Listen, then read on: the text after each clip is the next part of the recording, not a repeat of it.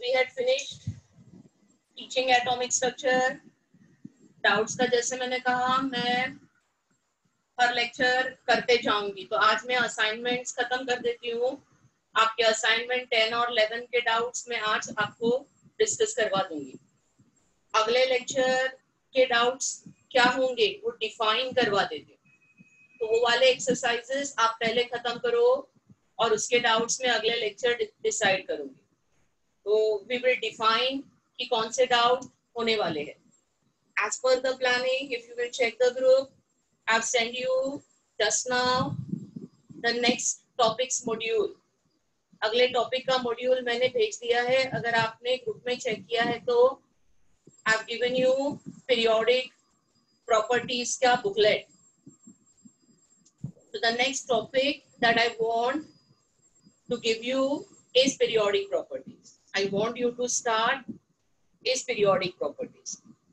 Periodic property start करने के लिए थोड़ा सा रिक्वायरमेंट होता है एक पार्ट का जो आपको आना चाहिए and which is taught to you in atomic structure. तो can anyone of you give me idea where exactly you are in atomic structure? कहाँ तक आप पढ़ चुके हो? मैम अभी तो limitations of Bohr model. I can't hear you बेटा। Limitations of Bohr model. limitations of Bohr model. एक मिनट, ऑडियो का कुछ इशू है। Limitation of which model you said? Bohr's model. अभी बोर्स मॉडल पे है, रेड हाउस है ये, राइट? Yes. अरे वहाँ पर काफी हद तक हो गया, खाली क्वांटम मैकेनिकल मॉडल स्टार्ट होने वाला है। ब्रोगलीज वेवलेंथ ये सब पढ़ लिया।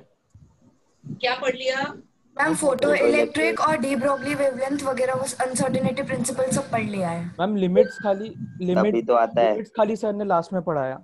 हाँ मैम क्वांटम नंबर्स क्लास से स्टार्ट होगा। क्वांटम नंबर्स पढ़ लिए? नहीं मैम नेक्स्ट क्लास। कोई बात नहीं मैम। ओके, तो क्वांटम मुझे ये बताओ, मैं I will ask you what I need. So quantum number नहीं पढ़ा है आपको? नहीं ma'am. Okay, do you know how to write electronic configuration? Yes ma'am. Ma'am 10th तक जितना पढ़ा है उतना आता है। हाँ मैम। 10th तक नहीं, एटॉमिक स्ट्रक्चर में इलेक्ट्रॉनिक कॉन्फ़िगरेशन पढ़ा है आपको? नहीं मैम, नहीं पढ़ा। SPDF वाला? हाँ, SPDF वाला। नहीं मैम, वो अभी तक नहीं पढ़ा। नहीं मैम, सर ने नहीं पढ़ाया। तो वो कभी होना है? कुछ बात हुई थी सर से? मैम सर ने बोला था सर नेक्स्ट क्लास से चालू करेंगे वो चैप्टर, वो वाला पार्ट, क्योंकि that precisely what I need. You know, I want you to know how to write electronic configuration. Okay, in SPDF orbital format.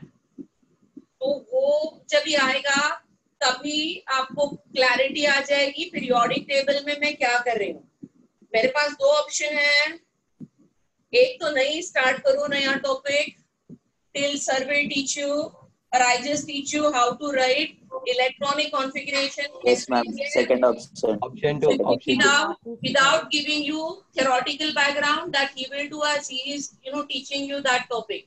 तो मैं ज्यादा एक्सप्लेनेशन उसका नहीं दूंगी, मैं बस प्रिसाइजली इतना बताऊंगी कि जो इलेक्ट्रॉनिक कॉन्फ़िगरेशन आपको स्कूल में बताया था और अभी क्या मॉडिफिकेशन करना है, कैसा करना है, that's it.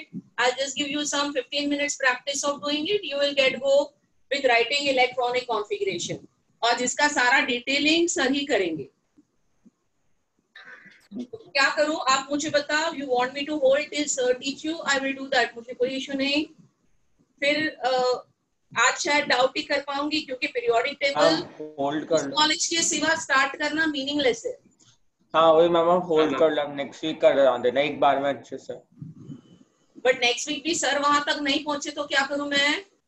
मैम अब सर को बोल दो कि इस वीक करा दो, नंबर पढ़ा के वहां तक करा दो थोड़ा। मैम आप स्टार्ट कर दो। वरना आप ये चैप्टर थोड़ा सा स्टार्ट कर दो।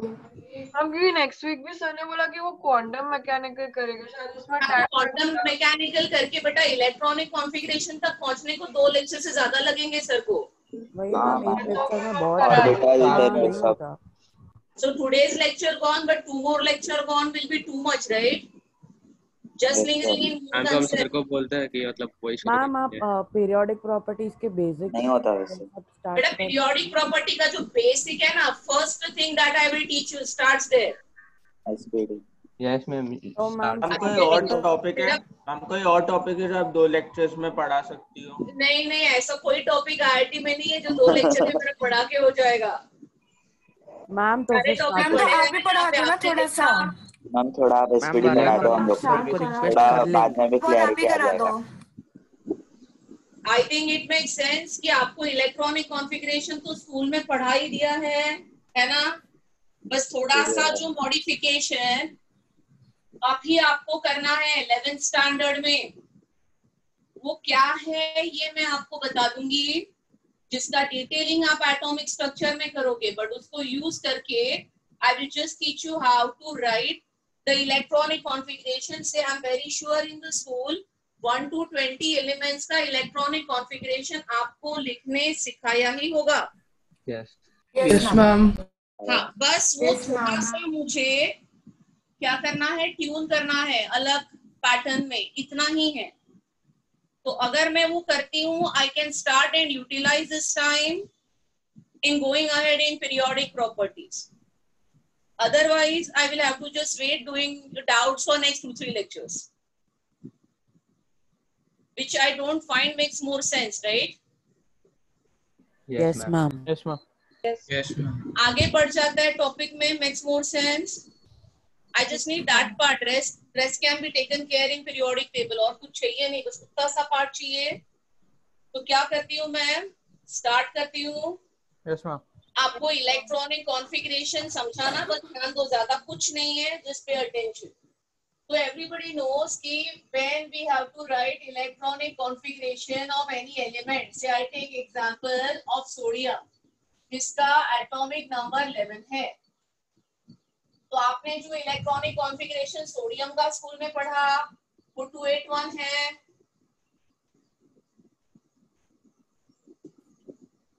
और इलेक्ट्रॉनिक कॉन्फ़िगरेशन तो ऐसे ही रहेगा, वो तो थोड़ी चेंज होने वाला है। क्या चेंज हो रहा है ये मैं आपको समझा देती हूँ। तो ये 281 का मतलब क्या होता है? 281 का मतलब ये होता है कि सोडियम के पहले ऑर्बिट में 2 इलेक्ट्रॉन्स है, दूसरे में 8 इलेक्ट्रॉन्स है, और तीसरे में 1 electron is there, right? Is this clear to everybody? आपका बोर्स मॉडल हो गया। तो आपने देखा कि एटम के न्यूक्लियस के अराउंड जो एनर्जी लेवल्स होते हैं, मेन एनर्जी लेवल्स होते हैं, उसको ऑर्बिट्स कहते हैं, right? Everybody knows this? Yes ma'am. Bohr's model में Yes, ma'am. आपने वो ऑर्बिट मतलब एनर्जी लेवल, आपने एनर्जी लेवल कैलकुलेशन सीख लिया कि फर्स्ट ऑर्बिट में इतनी एनर्जी होती है और सेकंड में इतनी होती है। So as you are going higher, energy क्या होते जाती है, मुझे बताओ? इंक्रीज इंक्रीज होते जाती है। तो ये भी आपको बता। तो when I am writing 281, everybody knows कि these are the electrons present in the first shell or first orbit. These are the electron present in the second shell. This is the electron present in the third shell. And these are nothing but the main energy levels. तो ये main energy levels जो होते हैं किसी भी atom में, okay, उनको हम आइदर 1 2 3 4 ऐसे नंबर देके डिनोट करते हैं, या आप अल्फाबेट से भी डिनोट कर सकते हो, KLMN। ये एक्चुअली कितने होते हैं? इनफाइनाइट होते हैं, बट जो एलिमेंट्स हमको पता है उनके इलेक्ट्रॉन्स को डिस्ट्रीब्यूट करना है, तो ये लेवल मैक्सिमम 7 तक है। There are 7 shells in the atoms that we know. अगर मैं 118 एटॉमिक नंबर वाला एटम भी ले लूं तो उसमें कितने शेल्स तक मुझे इलेक्ट्रॉन्स को डिस्ट्रीब्यूट करना है? 7। तो यूजुअली इलेक्ट्रॉनिक कॉन्फ़िगरेशन के डिस्ट्रीब्यूशन में 7 शेल आते हैं। Okay, so I am just writing दो 7 shells. 1 2 3 4 5 6 and 7. And the shells are the places where electron is present, right? Electron shell में present होता है. अभी थोड़ा सा डिटेलिंग आप करोगे क्वांटम मैकेनिकल मॉडल में. क्वांटम मैकेनिकल मॉडल में आपको शेल का विद क्लैरिटी मतलब समझाया जाएगा कि ये एनर्जी लेवल होता है. उसका और डिटेलिंग होगा. ये एनर्जी लेवल जो होता है उसके अंदर सब एनर्जी लेवल्स होते हैं. So there is a further place inside a shell and actually electron is present there. अगर इसका मैं day to day life example देना चाहूँ तो कोई आपका एड्रेस पूछे, आप बिल्डिंग का नाम बता दोगे, बट आप बिल्डिंग में मतलब एक पर्टिकुलर फ्लैट में रहते हो. वैसे ये जो है ये बिल्डिंग से, बट इसके अंदर अपने जोन से, इसके अंदर अपने लोकेशन से जहां पे electron is actually present. And these locations are called as orbitals. तो ये 1 2 3 4 जो है इट इज ऑर्बिट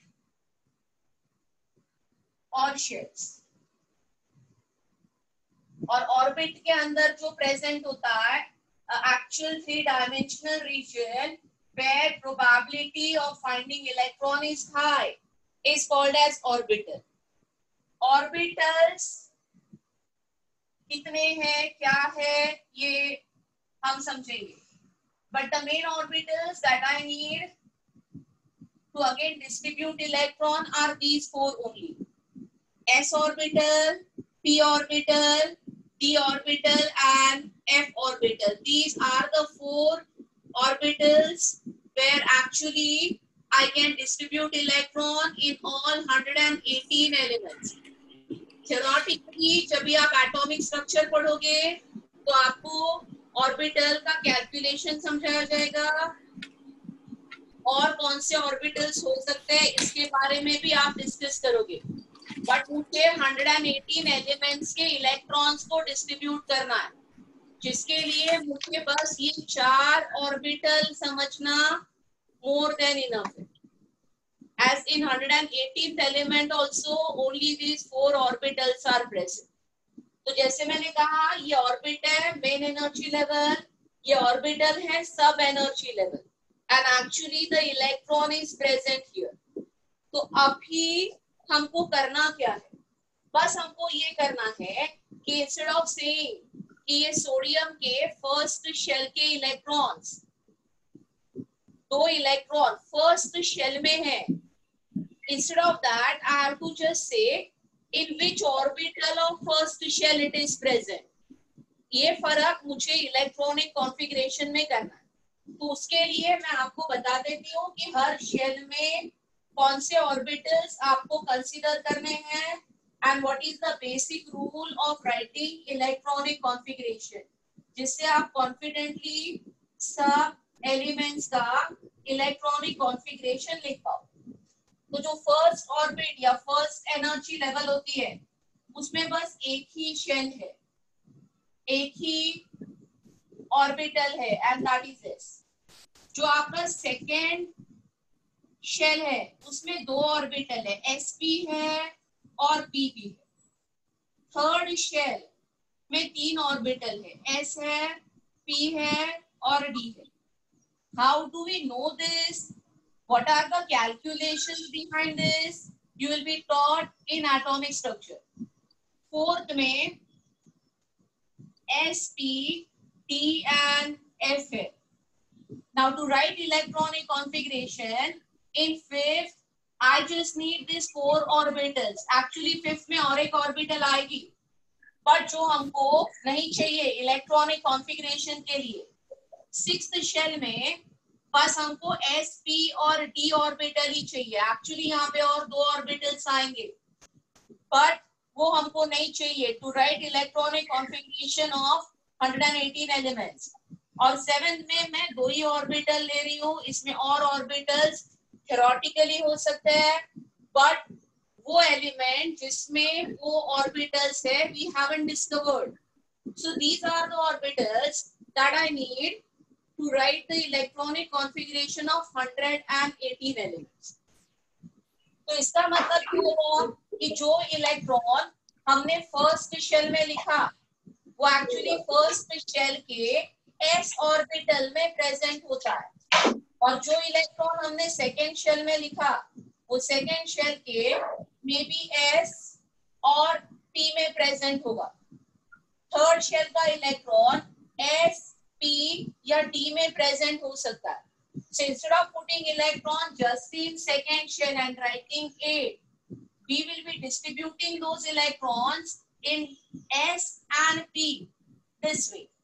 तो वो डिस्ट्रीब्यूशन कैसे करना है ये भी मैं समझा देती हूँ। By giving you the capacity of these orbitals to hold electron, इनकी एक अपनी capacity है, क्योंकि orbital is nothing but a space in three-dimensional region where probability of finding electron is high. तो जो s orbital होता है उसमें बस आप मैक्सिमम 2 इलेक्ट्रॉन्स अकोमोडेट कर सकते हो, इतनी ही स्पेस है। p ऑर्बिटल में हम मैक्सिमम 6 इलेक्ट्रॉन्स अकोमोडेट कर सकते हैं। d can take up 10 electrons and in f we can put maximum 14। तो ये मैंने आपको हर ऑर्बिटल की स्पेस बताई कि कितने इलेक्ट्रॉन्स वो ऑर्बिटल अकोमोडेट कर सकता है। Is it clear till here? Yes. Anyone has any doubt till here? Ask me. तो फर्स्ट शेल में आपको बताया गया था कि 2 इलेक्ट्रॉन आप डाल सकते हो, स्कूल में भी ये बताया गया था। ये बोला था कि 2 से ज्यादा इलेक्ट्रॉन तो फर्स्ट शेल में नहीं डाल सकते। बस अभी मैं कहूंगी कि फर्स्ट शेल में नहीं, हम इलेक्ट्रॉन फर्स्ट शेल के s ऑर्बिटल में डालेंगे, और वो कितने होंगे? 2 होंगे। आपको बोला था सेकेंड की कैपेसिटी कितनी है? 8, बट वो 8 इलेक्ट्रॉन्स हम कैसे डिस्ट्रीब्यूट करते हैं? उसमें से 2 इलेक्ट्रॉन सेकेंड शेल के s में होंगे and 6 electrons will be in what? p. So it is quite similar, quite parallel to what you have done in school. Only difference is instead of 281 sodium के लिए मैं first shell में लिखूंगी 1s, मतलब first shell के s orbital में 2 electrons है। तो इसमें ये 1s जो है ये ऑर्बिटल का नाम हो गया। अभी s को 1s क्यों कह रही हूँ? क्योंकि वो सेकेंड में भी प्रेजेंट है, थर्ड में भी है, फोर्थ में भी है, फिफ्थ में भी है। So how do I differentiate between all these s? जो फर्स्ट ऑर्बिटल का s है उसको हम कहेंगे 1s ऑर्बिटल, जो सेकेंड का है उसको हम कहेंगे 2s, जो थर्ड का है उसको हम कहेंगे 4s and so on. So 1s is the name of the orbital, and ये जो सुपरस्क्रिप्ट में नंबर लिखा है वो क्या है? Number of electrons. So instead of just writing 2, I have written 1s2. Is it clear? मतलब फर्स्ट शेल के s ऑर्बिटल में 2 इलेक्ट्रॉन है। अब इस सेकेंड शेल में 8 है, तो वो मैं कैसे लिखूंगी? सेकेंड शेल के s में 2 इलेक्ट्रॉन है और सेकेंड शेल के p में 6 इलेक्ट्रॉन है। So totally if you see it is exactly parallel to what you have done. But now further distribution, further detailing हो रहा है वो इलेक्ट्रॉन के पोजीशन का। थर्ड शेल में एक ही इलेक्ट्रॉन है और वो 3s में है and that is just 1 electron. So what I want you to know in today's lecture is जो इलेक्ट्रॉनिक कॉन्फ़िगरेशन आप 281 लिखते थे उसको इस पैटर्न में लिखना। Is everybody clear what is my aim of teaching you this? I want to teach you the further distribution, and for that I gave you each shell has what orbitals. I also give you how many electrons you can distribute. Now the last, आपको हमेशा school में ये बताया गया कि पहले electron first shell में डालो, फर्स्ट फुल होगा तो सेकेंड में जाएंगे, सेकेंड फुल होगा तो थर्ड में जाएंगे। वैसे ही ये जो ऑर्बिटल्स है, ओके, वैसे ही ये जो ऑर्बिटल्स है इनका भी अपना एक सीक्वेंस है। That sequence is as per energy. जो ऑर्बिटल लोअर एनर्जी लेवल में है, electron will be put in that first, Once that lower energy level orbital is full, we have to go up and put electron. तो sequence तो यही है, but ये sequence एक principal के नाम पे हम लर्न करते हैं. Again this will be taught to you in detail in atomic structure, but I am just naming that principle. It is called as Above principle. So this is a name of a German scientist जिसने ये principal दिया. इसमें वो हमको समझाएगा कि सबसे पहले electron को कहाँ पे प्लेस करना है और उसके बाद में कौन से नेक्स्ट एनर्जी लेवल में हम उसको प्लेस करेंगे. So मेरे पास इतने सारे एनर्जी लेवल्स है, इनका डिस्ट्रीब्यूशन एनर्जी वाइज डिस्ट्रीब्यूशन में आपको सिखा रही हूँ, और वो एक सिंपल ट्रिक या एक डायग्राम से आसानी से समझा जाता है. तो I will show you that diagram, see on the board. So what I do is I will just teach you that energy sequence above principle by making a very simple diagram out of this. अभी ध्यान दो, सबसे पहले आपका electron lowest energy level में आएगा, enter होगा जो 1s है. तो आपके पास किसी एलिमेंट में सपोज 20 इलेक्ट्रॉन्स है. How do you distribute? First you will put 2 electrons in s. जैसे ही आपकी s फुल हो गई 1s, you go to the next energy level, that is 2s. Again you will put 2 electrons in 2s.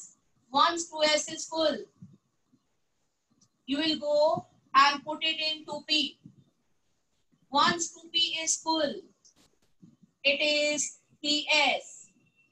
Once 3s is full, it is 3p.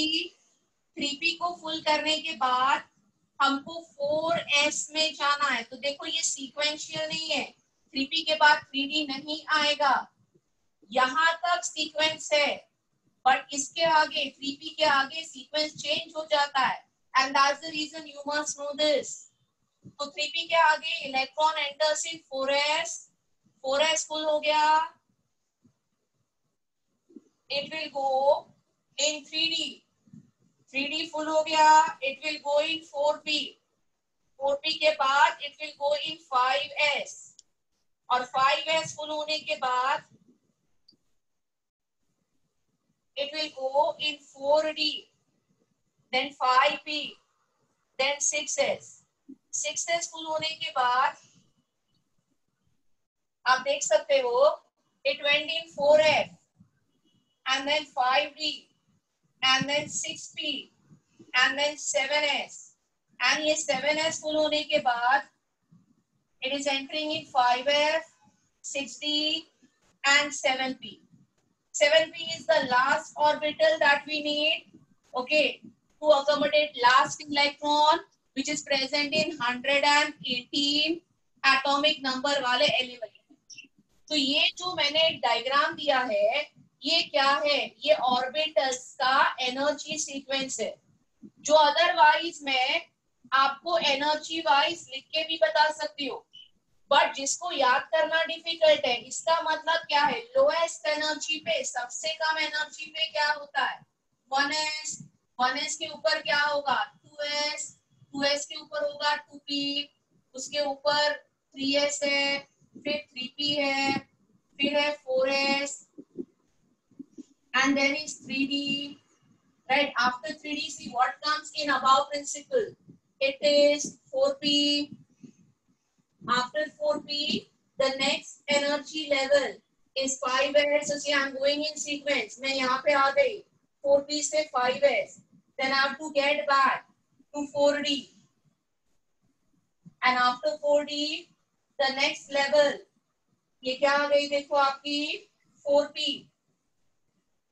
तो ये मेरा 4d हो गया. Sorry, 4d is here. Come here, 4d is here. Then comes 5p. Then comes 6s. 4d के बाद में आता है 5p. Then comes 6s. उसके बाद में 4f आएगा. 4f के बाद में आएगा 5d, 6p, 7s, 5F, 6D and 7P. तो ये वही है जो ये डायग्राम बताता है. What is this? This is just the arrangement of different energy levels in their increasing order. तो अबाव प्रिंसिपल क्या कहता है कि किसी भी एलिमेंट का इलेक्ट्रॉनिक डिस्ट्रीब्यूशन करना है तो जो भी इलेक्ट्रॉन है सबसे पहले लोएस्ट एनर्जी में डालो. जैसे ये लोएस्ट एनर्जी लेवल फुल हो जाएगी, you need to go still higher and still higher. These are the orbitals that I need to write electronic configuration of 118 elements. Is it clear till here? Anyone has any doubt till here? No, ma'am. किसी को कोई भी doubt है यहाँ तक? तो इतना लिख लो, इतना कॉपी करो, ये एनर्जी सीक्वेंस कॉपी करो. तो इलेक्ट्रॉनिक कॉन्फ़िगरेशन लिखने के लिए बेसिक क्या आपको जरूरी है? ये सीक्वेंस. अगर मैं आपको 10 इलेक्ट्रॉन दूं तो आपको पहले 1s में डालना है, 1s फुल हो जाएगा तो 2s में डालना है, फिर 2p में डालना है, फिर 3s में डालना है. That's it. ये सीक्वेंस पता होना चाहिए. और ये नंबर कि आप इसमें 4 इलेक्ट्रॉन नहीं डाल सकते, p में 10 इलेक्ट्रॉन नहीं डाल सकते. अगर ये दो चीजें पता है तो आप इतने नॉलेज में किसी भी एलिमेंट का इलेक्ट्रॉनिक कॉन्फ़िगरेशन लिख सकते हो. इसका theoretical detailing as I told you will be done in atomic structure. ये SI क्यों है और ये SPDF एक्चुअली क्या होते हैं, all that will be taught to you in detail in atomic structure. But right now this much knowledge is enough. कि SPDF are the actual space where electron is present. They are called as orbitals. An orbital is the actual three-dimensional region where there is a possibility of finding electron. तो इतना काफी है to go ahead with electronic configuration. तो इतना लिख लो बेटा. ये diagram copy करना ये सबसे इम्पोर्टेंट है और ये ऑर्बिटल की कैपेसिटी कॉपी करना. And then I will give you enough practice to start periodic table, writing electronic configuration, and I start immediately periodic table. Ma'am आप ये डायग्राम फिर से समझा सकते हो? हाँ बेटा, ये डायग्राम तुमको ड्रॉ करने के लिए एक ही ट्रिक है. ये नंबर एक सीक्वेंस में चाहिए, ये S सारा एक सीक्वेंस में लिखना, ये सारे P एक सीक्वेंस में लिखना, E एक सीक्वेंस में लिखना, एक के नीचे एक और F. इसमें पहला एरो इधर है. So you are entering first in 1s. That's the lowest energy level. If 1s is full, then you enter in 2s. I've written it there also. This and this is same. ये नहीं समझ रहा है उसको follow करो. 2s full हो गया तो then the next energy level is 2p. 2p के बाद में it is 3s. 3s full हो गया, next energy level is 3p.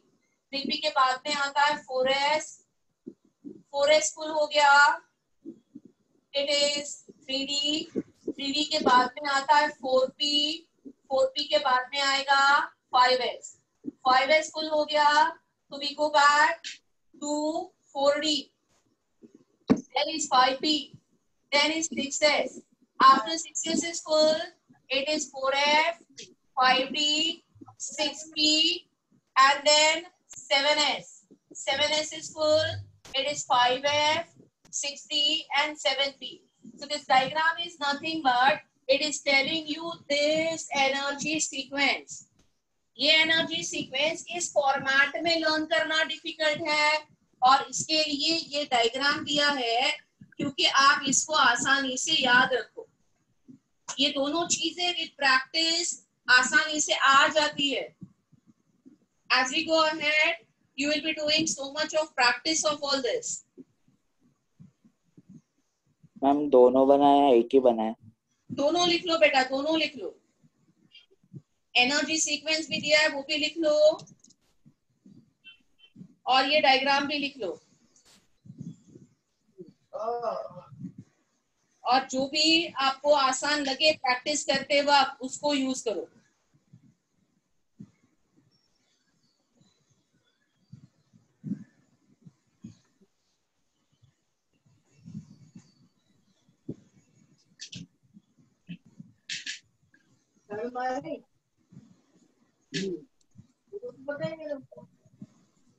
आपने कल ऑइंटमेंट क्यों डाला? ऑइंटमेंट क्यों डाला कल आपने?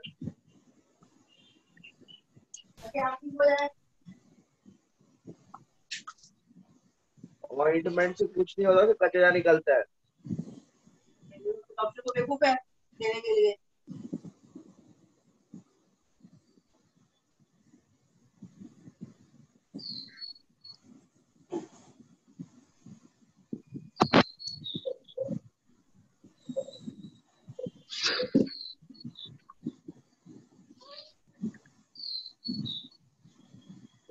मैम ये प्रिंसिपल का नाम क्या है?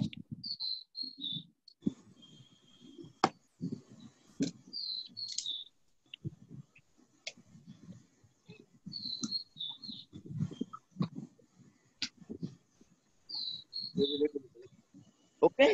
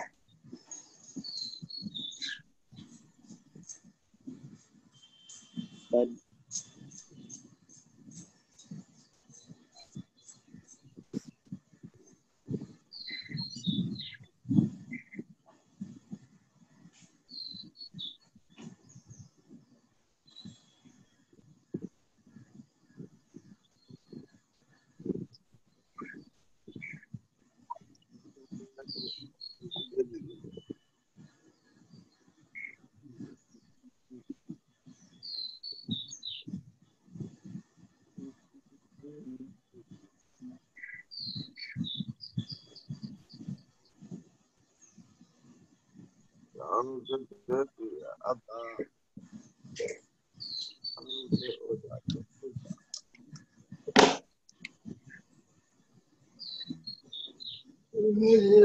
के लिए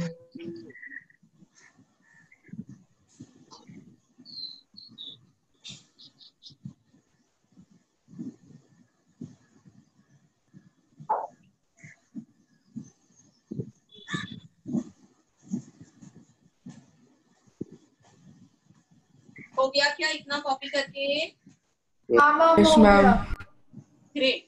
तो अभी मैं क्या करती हूँ, मैं अबाउ प्रिंसिपल को बोर्ड पे ही रखती हूँ and we start writing electronic configuration of 1 to 20 elements जो आपको स्कूल में सिखाया ही था, पर उसी को आपको नए पैटर्न में लिखना है। So I'm just giving you those 1 to 20 elements and which you need to write in the new pattern.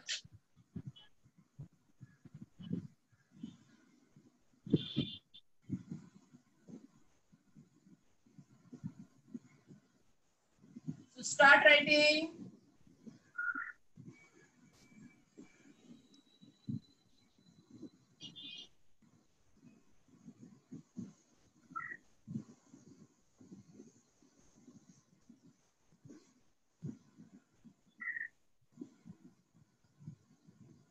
एक ना आइडिया ब्लैक और चिट्टे बाबू किसी का ऑडियो ऑन है बेटा, बंद करो।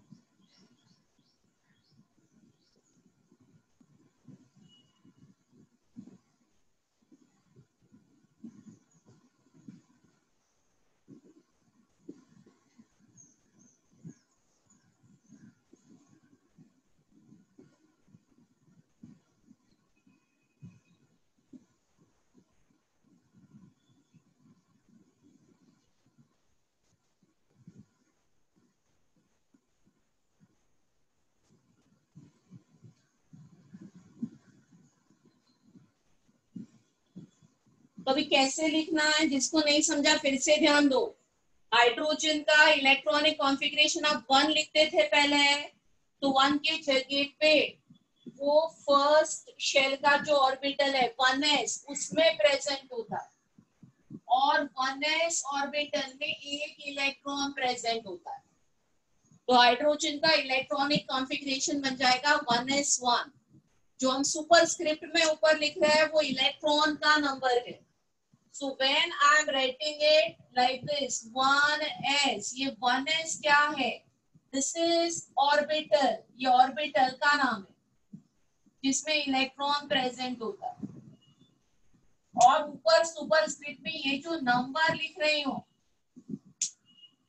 this is actually the number of electrons. I hope it is clear.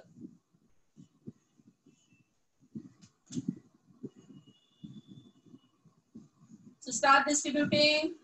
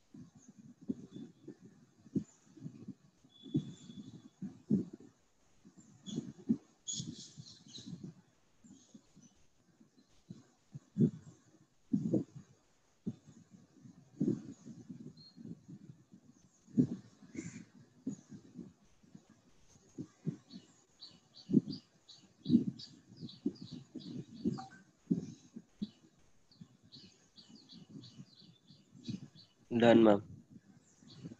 Okay.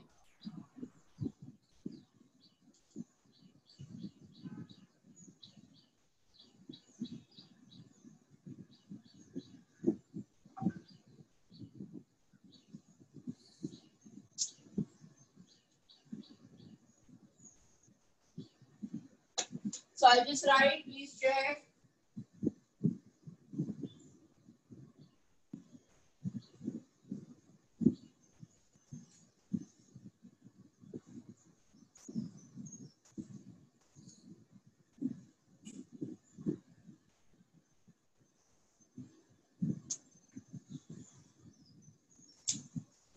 तो इसमें हीलियम जो होगा वो होगा 1s2, लिथियम हो जाएगा 1s2 2s1, बेरिलियम हो जाएगा 1s2 2s2, बोरॉन हो जाएगा 1s2 2s2 2p1, this will be 1s2 2s2 2p2.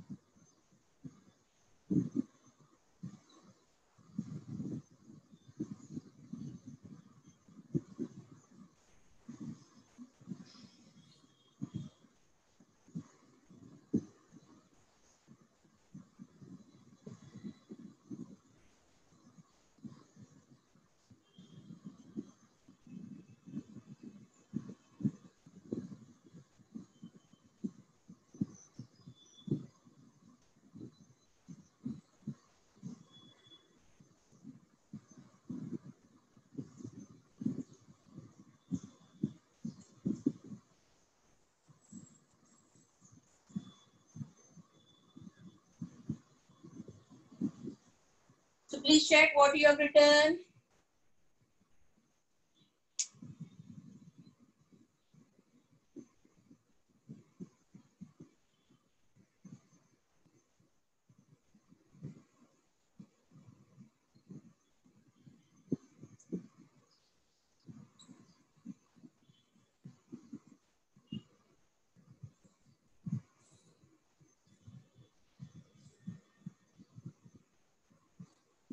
Ma'am calcium और पोटेशियम का दिख नहीं रहा है। हम बोर्ड का कॉर्नर वाला पार्ट नहीं दिख रहा एंड का। अच्छा ठीक है, आई विल एडजस्ट, चेक। दिख रहा है क्या? थोड़ा सा और। ओके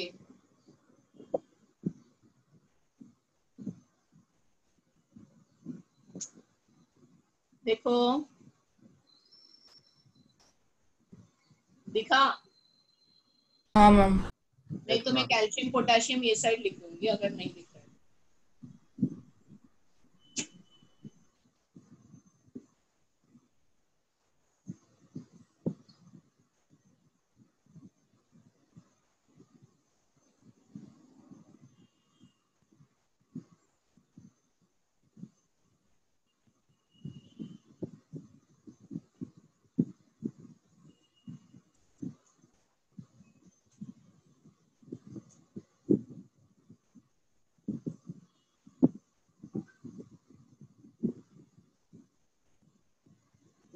तो मुझे ये बता, are you able to write this बेटा, most of you? Yes ma'am. Yes ma'am. तो आपने जो 1 to 20 स्कूल में लिखा था और अभी लिखना है, बस इतना फर्क है कि आप ये 1 2 3 4 ये वाले शेल में डिस्ट्रीब्यूट करते थे। बस अभी मैंने आपको बताया कि शेल के अंदर और भी रीजन्स होते हैं, उसमें एक पर्टिकुलर वे से डिस्ट्रीब्यूट करना है, इतना ही फर्क है। तो अभी मैं क्या करती हूँ, I will give you some bigger elements now.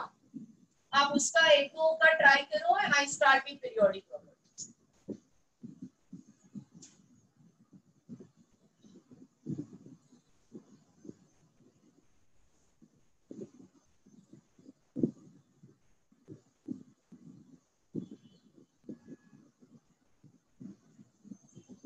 So I'm just randomly giving you couple of elements.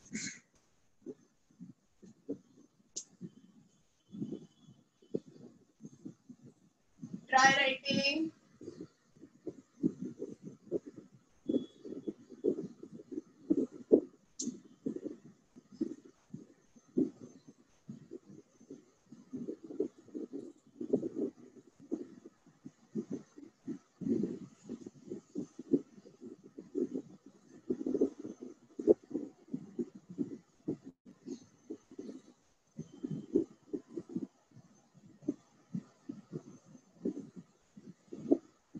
बस ये 3 लिख लिए तो आप एक्सपर्ट हो गए.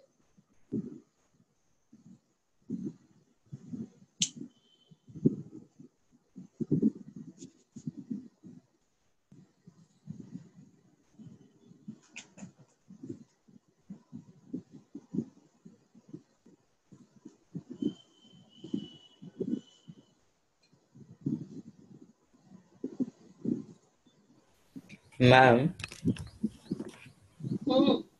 मैम एलिमेंट 118 का तो सिंबल ओजी था ना? क्या था? ओजी. अच्छा, वो वाला पार्ट मैं समझा दूंगी. ये मैंने ना IUPAC नेम लिखा है उसका, तो ये भी मैं पीरियोडिक टेबल में सिखा दूंगी. Okay. This is the IUPAC nomenclature of these elements. ये भी सीखेंगे हम पीरियोडिक. आपने कुछ और क्यों पढ़ा होगा, ये क्यों है, ये सब मैं सिखा दूंगी आपको. Don't worry.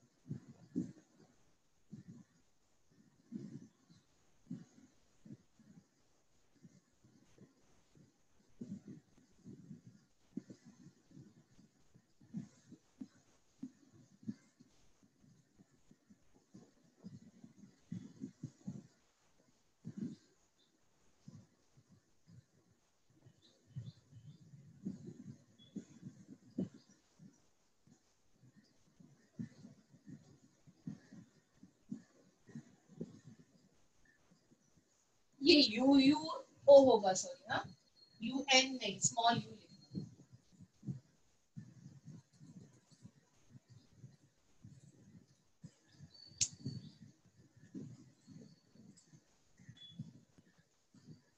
तो ब्रोमीन 35 हो गया. आपको कुछ नहीं करना है, आपको 35 इलेक्ट्रॉन ये सीक्वेंस में डिस्ट्रीब्यूट करने हैं. जिसमें S में आप 2 ही डालोगे, P में 6 डालोगे, D में 10 डालोगे, F में 14, और ये सीक्वेंस में जाना है.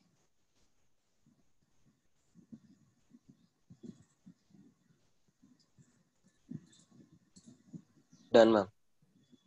Very good. डन. तो मुझे बता, ब्रोमीन के लिए लास्ट लेवल कौन सा है?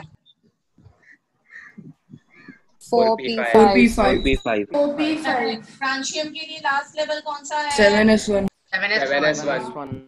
और अनऑक्टियम के लिए लास्ट लेवल कौन सा है? 7p2. एब्सोल्युटली परफेक्ट नहीं. अनऑक्टियम में गड़बड़ किया आपने. 7p2 नहीं आएगा. तो देखते हैं लास्ट में आपने क्या गड़बड़ किया. तो एनीवे, ब्रोमीन फ्रांशियम परफेक्ट था.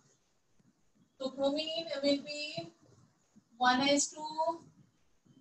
I'm 7p6. Yes, 7p6 is right.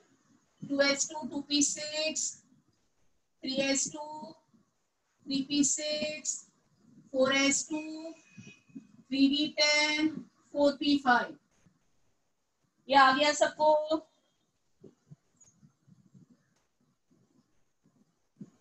फ्रांचियम के लिए so everybody please practice this at home. घर पे अभी आप ये प्रैक्टिस करोगे, आज का पीरियोडिक का होमवर्क यही रहेगा, आप इसकी प्रैक्टिस करोगे। तो अभी 4p के बाद में कहाँ जाना है, नहीं समझ रहा है, ये सीक्वेंस देखो। 4p के बाद में it will be 5s and then it will be 4d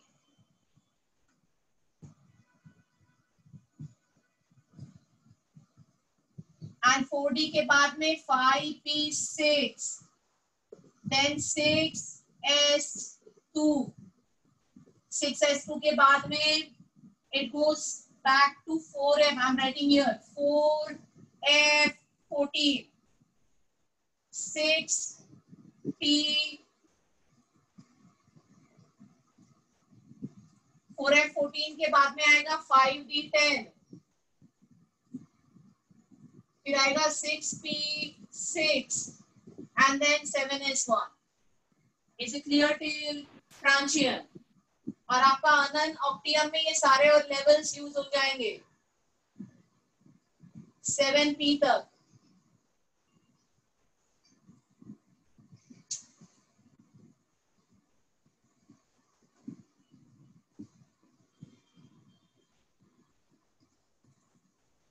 As you can't see that side, I'm writing down.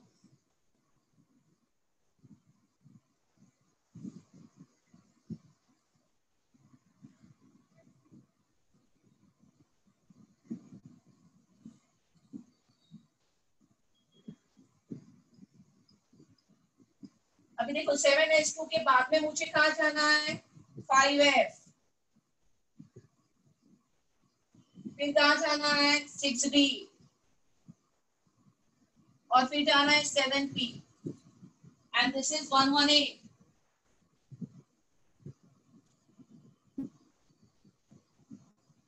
Is it clear to this?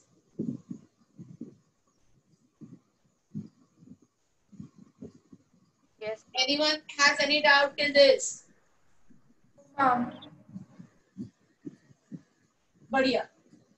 तो इलेक्ट्रॉनिक कॉन्फ़िगरेशन सबको लिखने आ गया? अगर आप इतने बड़े एलिमेंट्स का लिख दिए मतलब आपको आ गया।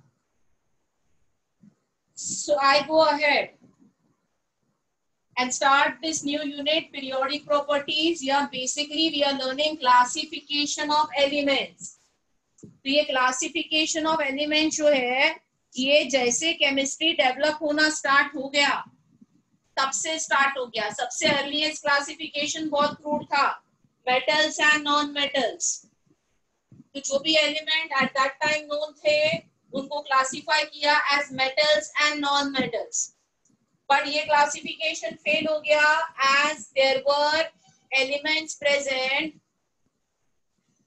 जो दोनों के प्रॉपर्टीज बताते थे। मेटलॉइड्स के वजह से this classification was failed and then we did some other classification.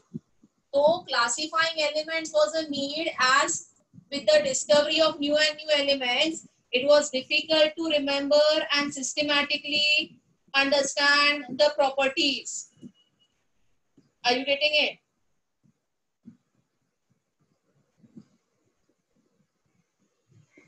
तो उसके लिए डिफरेंट वेज से एलिमेंट्स का क्लासिफिकेशन करना साइंटिस्ट ने स्टार्ट किया। पीरियोडिक प्रॉपर्टी नाम का एक बेसिक चैप्टर सबको 10th तक था और उसमें ये अर्ली क्लासिफिकेशन आपको सिखाए गए थे। तो एलिमेंट्स का मेटल नॉन मेटल के बाद में जो नेक्स्ट क्लासिफिकेशन करवाया था, everybody knows it was Dobereiner's triads, triads form में क्लासिफाई किया था। Yes, ma'am. Yes, ma'am. उसके बाद में मूलैंड ऑक्टेव, ये भी स्कूल में Yes, सिखाया ma'am. था। और Yes. उसके बाद में मेन क्लासिफिकेशन जिसमें टेबल जैसा कुछ बना था वो मेंडेलीव पीरियोडिक टेबल था। So we give all the credit of classifying whatever elements were known at that time, okay, in a systematic manner to Mendeleev. और उसके लिमिटेशंस, उसके प्लस पॉइंट्स, सब कुछ आपको स्कूल में करवाया जाता है, right? So everybody knows still Mendeleev periodic table. Mendeleev periodic table is based on a basic law which says the properties of the element are periodic function of their atomic masses. And this is where there is some fundamental error that he did, because now understand Mendeleev का table कब ही दिया गया था? Mendeleev का table was given in 1885. Now that you know you are doing the detailing of atomic structure, आपका cathode ray tube और electron का discovery उसके बाद है. मतलब when Mendeleev gave his periodic table, the concept of electron, proton and neutron present inside the atom was not there.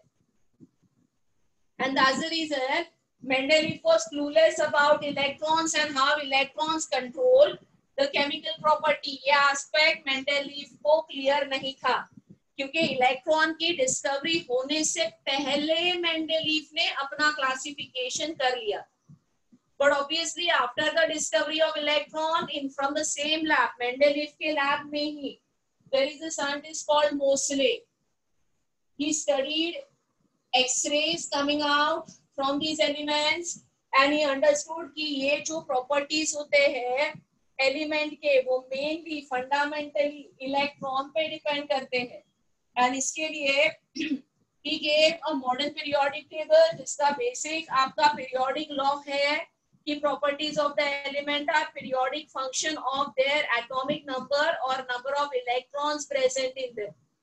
तो मैं यहाँ से start करती हूँ. ये सारा early development, you've done it in school, I've given you notes, please read.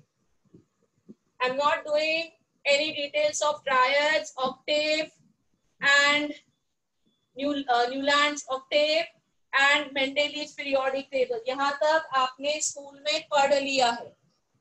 मेरे लिए सबसे इम्पोर्टेंट है आपको बहुत अच्छे से समझाना मॉडर्न पीरियोडिक टेबल, क्योंकि हमारा सारा जेईई करिकुलम, नीट करिकुलम इसके बेसिस पे है. हमको इसको समझना है जितने डिटेल में हम समझ सके. Okay, so everybody again the next homework is, मैं पेज मार्क करके रखूंगी बुकलेट से. ये सारा अर्ली डेवलपमेंट आपको पढ़ना है, जो आपको आ ही रहा है, मतलब nothing big in that. So let us start with this modern periodic table, which is given around 1915, 1915, after the discovery of electron. And this is clearly based on electrons and this electronic configuration that I taught you. So to make you understand this modern periodic table, which is closely linked to this electronic configuration, I taught you first how to write electronic configuration. अभी हम क्या करेंगे? I'll make you understand the periodic table, जिसमें सबसे पहले I'll teach you how to make the periodic table. हम अभी periodic table बनाने वाले हैं, and that's the best way to understand about the periodic table. तो देखो, periodic table में, किसी भी periodic table में कुछ vertical groups होते हैं और कुछ horizontal rows होते हैं. So I'm making a first vertical group here. तो आप आपके पेज की साइज देख के whatever 1.5 या 1 सेंटीमीटर का ये ग्रुप बनाइए.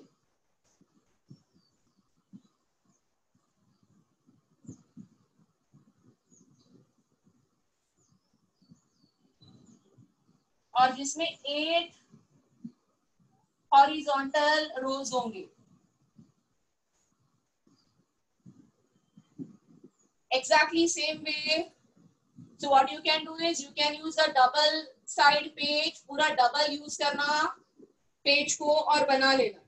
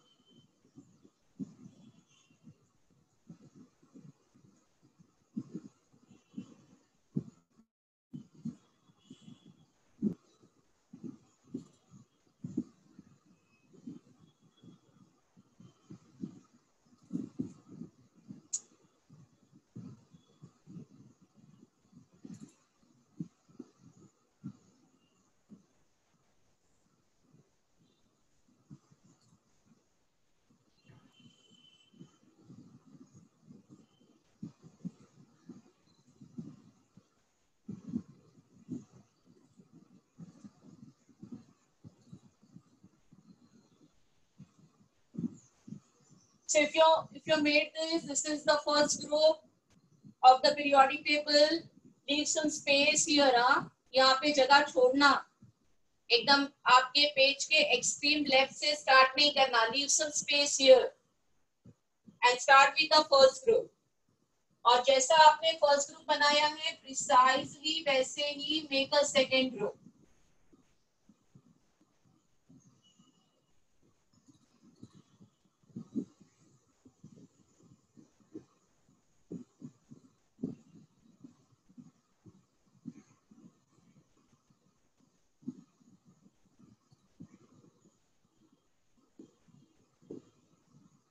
ये पहले दो ग्रुप एग्जैक्टली सेम है.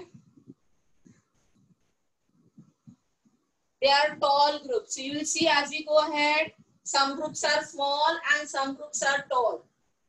So first two groups are tall groups.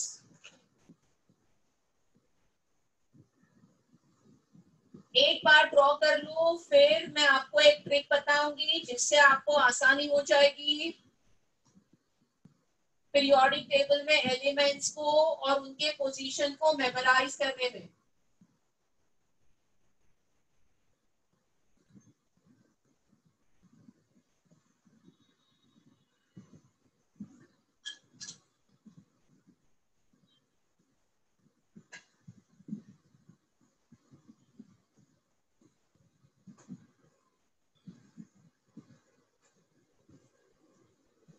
Done.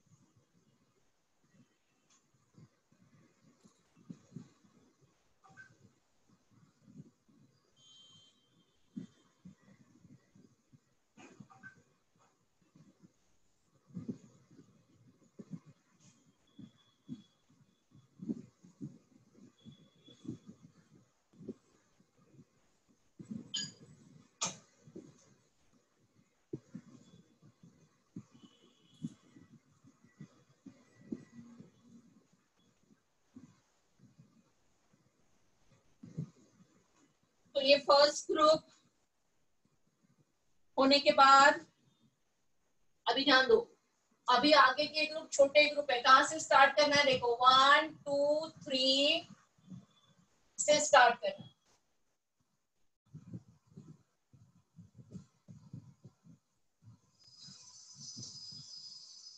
And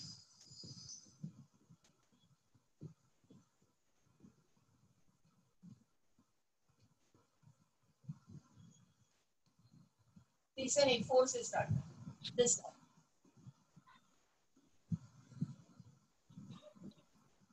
and now I will be putting the next 10 groups which are small. तो इसके आगे के 10 ग्रुप स्मॉल ग्रुप्स है.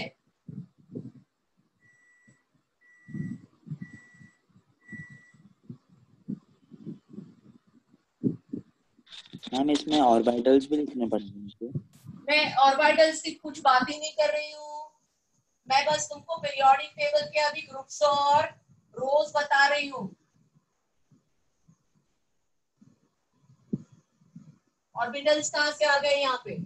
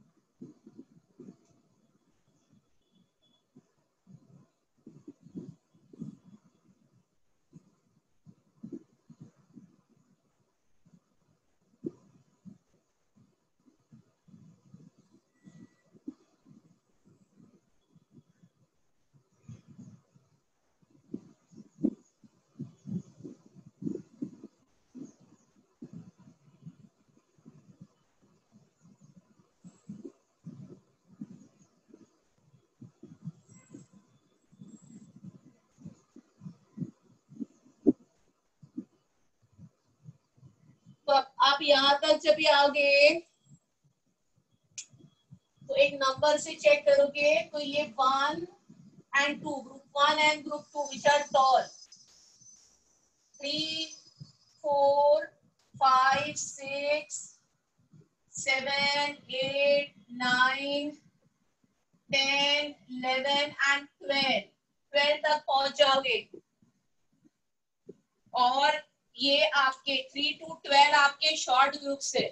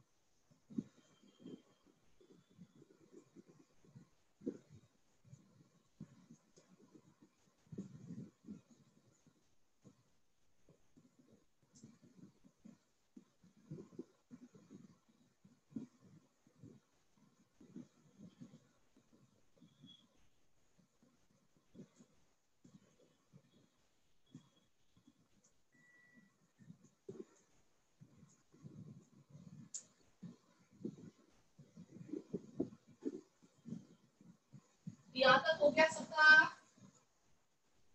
Yes, ma'am. हम 2 मिनट।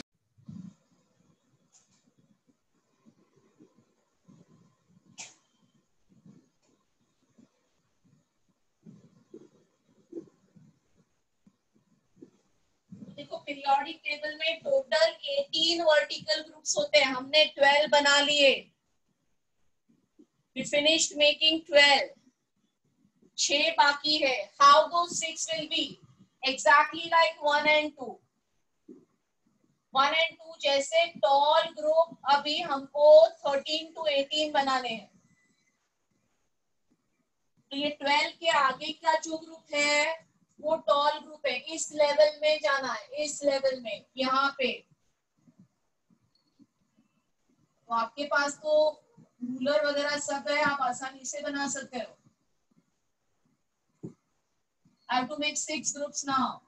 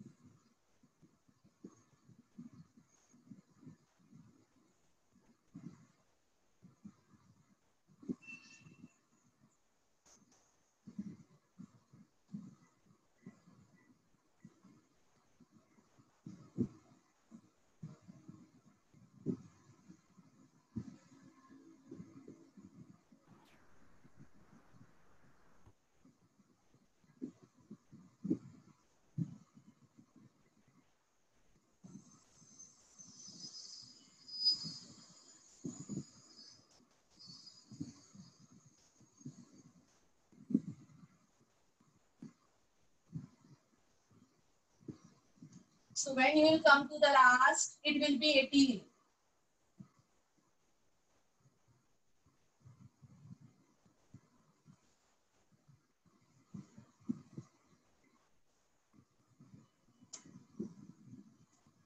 तो ये रफ स्केलेटन बन गया पीरियोडिक टेबल का, मॉडर्न पीरियोडिक टेबल का, which has 18 vertical rows and 7 periods. ये आपका फर्स्ट पीरियड है, ये आपका सेकेंड है, ये आपका थर्ड है, fourth, fifth,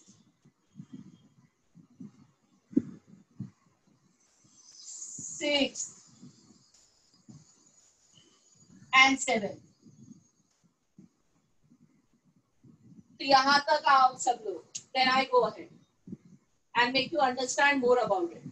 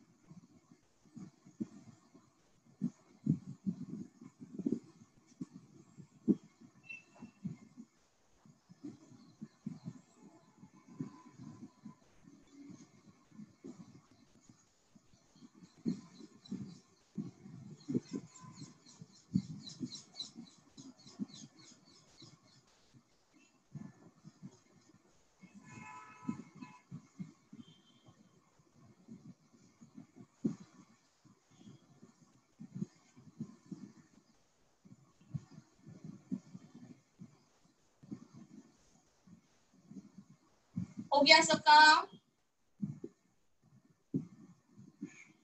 yes ma'am. Okay चलो ध्यान दो अभी। तो ये जो बेसिक स्केलेटन है पीरियोडिक टेबल का, एक तो अभी आप इसका पिक निकालो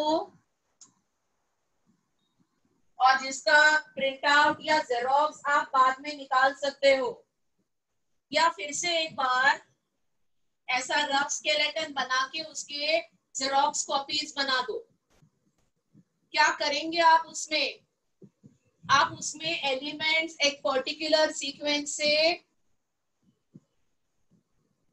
अलॉट करने की, एलिमेंट की पोजीशन अलॉट करने की प्रैक्टिस करोगे। ये जो पीरियोडिक पोजीशंस है इसी से लिंक्ड उस एलिमेंट्स के प्रॉपर्टीज है। तो आपको अगर पता है कि पर्टिकुलर एलिमेंट किस जगह पे है तो उससे उसका कॉन्फ़िगरेशन बिना रटे, उसके बहुत सारे प्रॉपर्टीज बिना रटे हम बता सकते हैं आसानी से। So many tricks available. So much is linked to where an element present in this table. And how to know that? By making some basic practice. तो जिसके लिए ये ऐसा एक बना लो रफ स्केलेटन, जेरोक्स निकाल के रखो क्योंकि हर बार वो आपको बनाना नहीं पड़े, और फिर पेंसिल से उसमें एलिमेंट्स अलॉट करते जाओ। ठीक है, अभी मैं आगे बढ़ती हूँ। So this is your modern periodic table which has 18 vertical groups and 7 horizontal periods focused on groups. ये जो ग्रुप को मैंने 1 to 18 नेमिंग किया है, ये IUPAC nomenclature of the group है। ये छोड़ के एक पुराना नेमिंग सिस्टम है इन ग्रुप्स का जिसको कहते हैं chemical abstract system of naming a group. तो इस केमिकल एब्स्ट्रैक्ट सिस्टम में ग्रुप्स को रोमन नंबर से नेम किया जाता है, further classified as A and B. तो पहले दो ग्रुप जो है वो 1A और 2A है, उसके बाद में जो ग्रुप 3 है वो A है but it is 3B, sorry 3 है but it is B. Then this is 4B. So you can remember this way, जो tall groups है वो A है और जो small groups है वो B है। ये हो गया 7B। इसके आगे एक चेंज है, ये जो 8, 9 और 10 है ये तीनों मिला के एक ही नेम है 8B. So 8B is not a name of one group, but there are 3 groups present in 8B. Their properties are similar. इसके आगे जो आपका ग्रुप 11 होगा तो 1 to 8 खत्म हो गया, फिर से 1 यहाँ पे स्टार्ट होता है और ये B है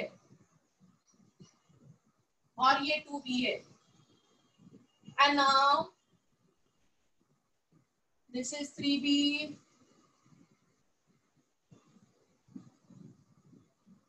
4B, 5A, sorry, tall को A करना। So this is 3A, 4A, 5A, 6A, 7A, and last group is 8A. तो ये दो नेमिंग ऑफ द ग्रुप्स हो गए। आपको क्या पता होना जरूरी होता है? Suppose I talk about the element present here, which is carbon. So you must know कि carbon is present in group 14 और group 4A, दोनों नेमिंग्स आपको पता होने चाहिए किसी भी ग्रुप के। As this is linked to its electronic configuration, this is linked to its properties. तो किसी भी एलिमेंट का उसके ग्रुप का नाम दोनों सिस्टम्स में आना चाहिए और कौन से पीरियड में प्रेजेंट है ये भी आपको आना चाहिए। तो I gave you both the namings of the group. It is very simple. आप टॉल ग्रुप को ए लिखना है शॉर्ट ग्रुप को बी लिखना है 1 to 8 and again 1 to 8.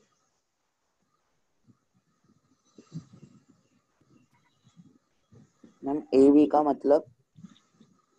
A B का कोई मतलब नहीं बेटा. This was the classification. If you see Mendeleev also use. Mendeleev के पीरियोडिक टेबल में भी ये रोमन नंबर यूज किए थे और ए बी वाला सिस्टम था. तो ए बी का कोई मतलब नहीं. द ऑब्जर्वेशन इज कि जो टॉल ग्रुप्स थे उनको ए बोला गया था मॉडर्न पीरियोडिक टेबल में, और जो शॉर्ट ग्रुप्स थे उनको बी बोला था. इससे ज्यादा मतलब ए बी का कुछ नहीं है. उसके आगे IUPAC ने ये सब हटा दिया और कहा कि सीधा 1 to 18 बोल दो इनको. बट हमारे क्वेश्चंस जो है वो दोनों सिस्टम्स में आते हैं. इसके लिए आपको पुराना सिस्टम भी पता होना चाहिए और नया सिस्टम भी पता होना चाहिए. यहाँ तक क्लियर? तो चलो अभी आगे बढ़ते हैं. पीरियोडिक टेबल एम्प्टी अच्छा नहीं लगता. So I'll start putting elements in this and just the basic elements at this stage आपको जो पता होने चाहिए वो बता देती हूँ. तो पीरियोडिक टेबल में सबसे पहला एलिमेंट होता है हाइड्रोजन. कहाँ पे है हाइड्रोजन? हाइड्रोजन यहाँ पे है. So this is may not be the thing that you've learned in school now.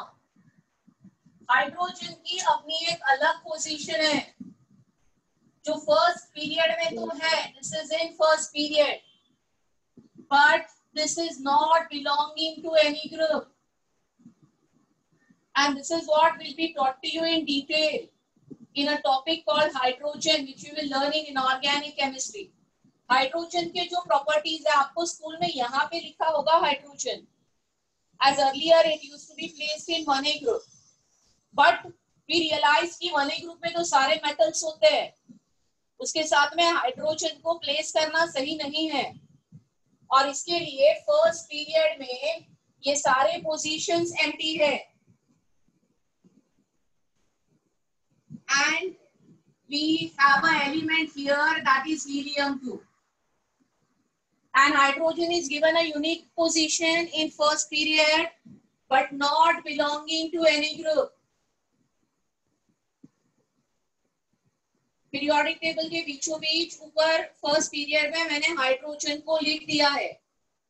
So what is hydrogen's periodic position? First period undoubtedly, but not in any group.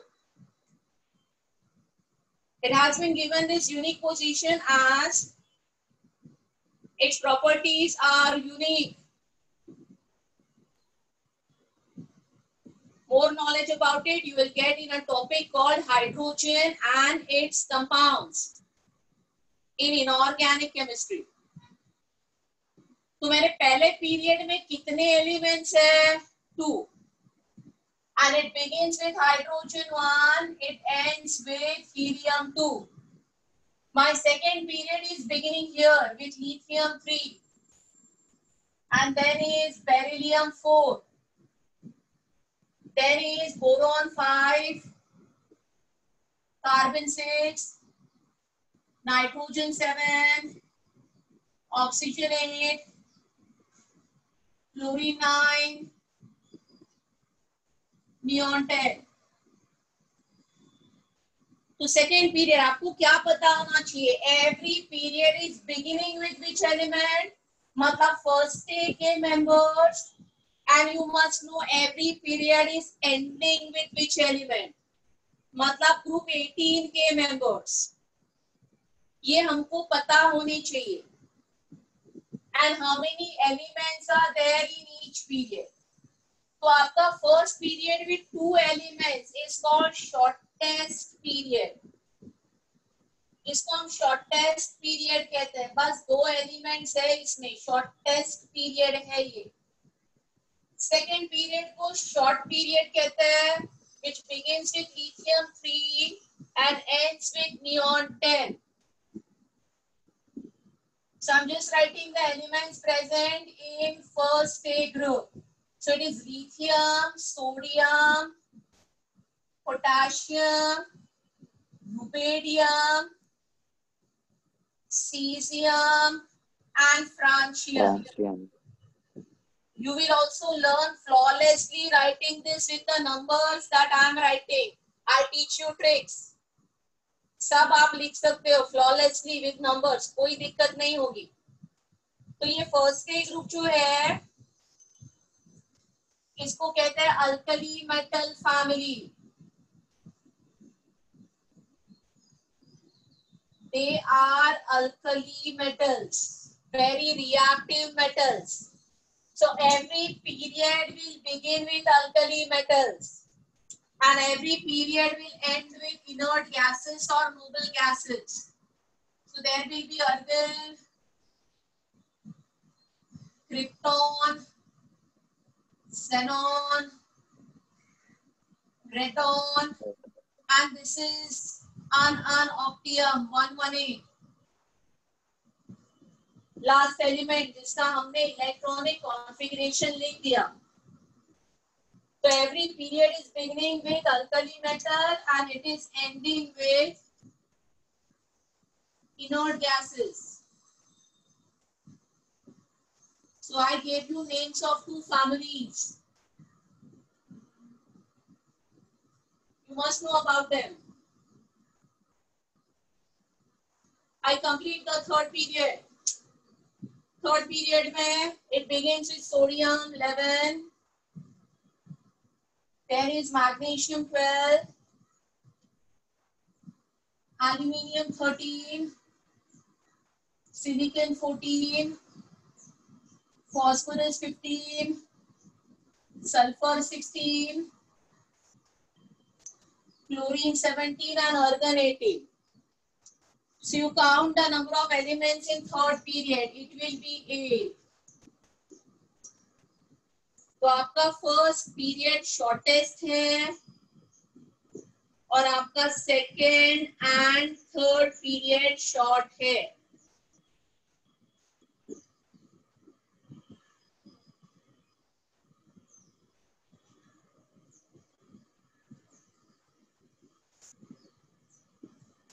Your fourth period is beginning with potassium 19 and there is calcium 20 here. And you will realize that fourth period is the place where you start entering elements in this short group. यहाँ पे scandium 21, titanium 22, vanadium 23, chromium 24, manganese 25, Iron. 26, Cobalt. 27, Nickel, copper, zinc. nickel, copper, zinc, gallium. copper 29 and zinc 30. तो आपको atomic structure में sir 30 elements तक electronic configuration लिखना precisely सिखा देंगे. जो आप सीख ही गए हो, मतलब थोड़ा टाइम उधर आपका सेव हो जाएगा. ओके, तो ये 1 to 30 एलिमेंट जो मैंने बोर्ड पे लिखे हैं ना, वो हमको लर्न करने ही है. वो अभी 1 to 20 आपको पता थे. ये 10 एलिमेंट अभी एटॉमिक स्ट्रक्चर में ऐड हो जाएंगे इनका डिटेलिंग ऑफ इलेक्ट्रॉनिक कॉन्फ़िगरेशन के साथ. तो फोर्थ पीरियड में 10 एलिमेंट ऐड हो गए. तो total elements in fourth period are 18.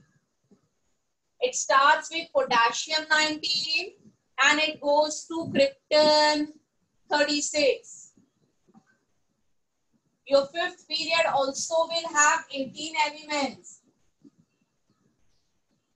It starts with rubidium 37 and it ends with xenon 54.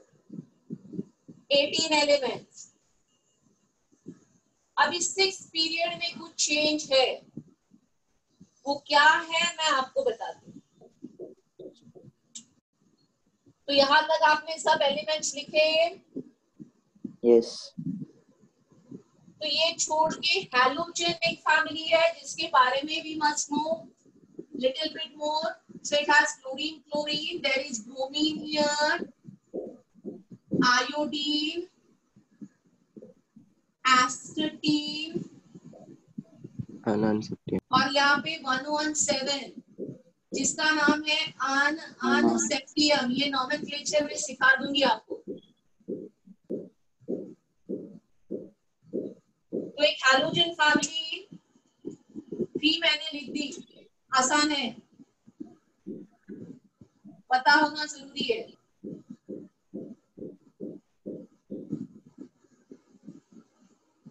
So I was discussing about 4th and 5th period, 18 elements हो गए, तो इनको हम लॉन्ग पीरियड कहते हैं।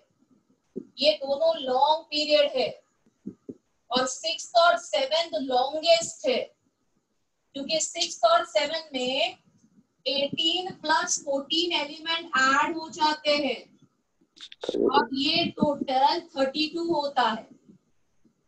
तो यू अंडरस्टूड हियर कि इस 18 में जो 8 थे उसमें मैंने 10 को ऐड किया, ये जो 10 शॉर्ट ग्रुप्स है उनको, और इसके लिए ये 8 प्लस 10 18 हो गए। यहाँ पे बेसिक 8 है, ये 10 है और 14 एलिमेंट्स एक्स्ट्रा आ गए। कहाँ पे वो एक्स्ट्रा एलिमेंट्स है मैं बता रही हूँ। Lanthanide series. Yes, focused on this position. Actinoid.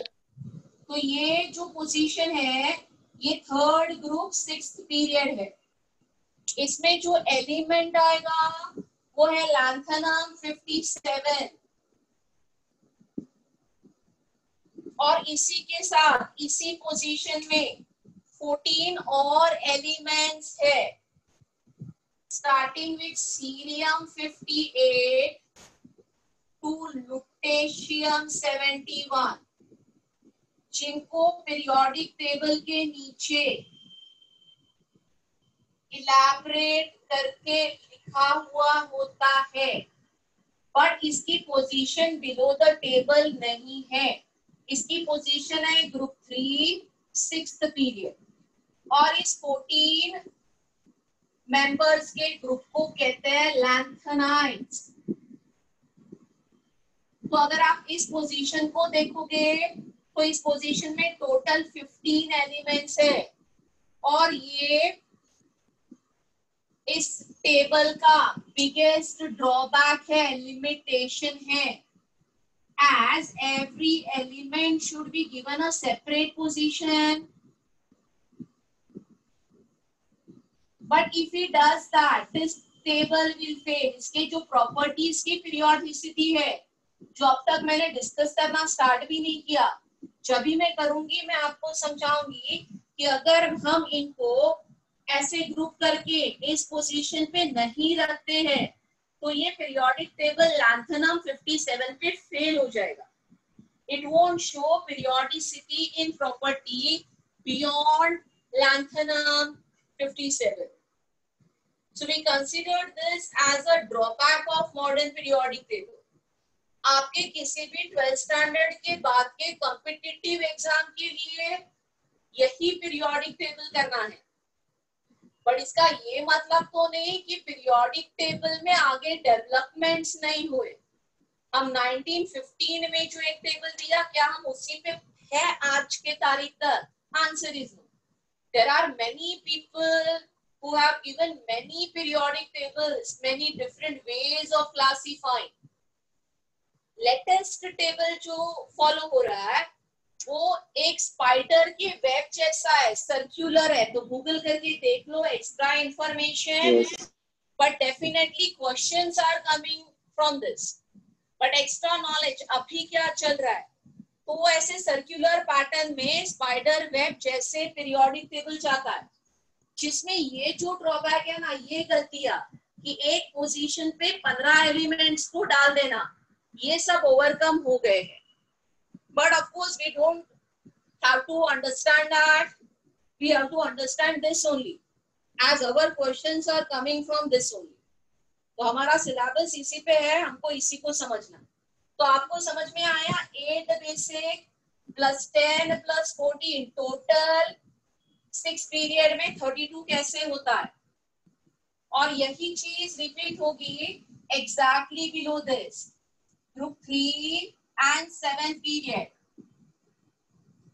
You will see an element here, actinum 89. ये एक्चुअली प्लेस एक्टिनम 89 की है, बट इस एक्टिनम 89 के साथ 14 और elements starting with thorium 19 going up to lawrencium 103. Another family of 14 elements.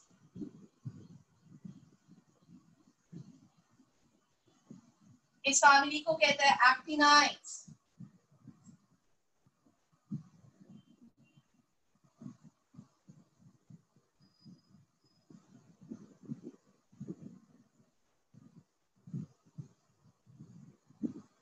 It is placed here.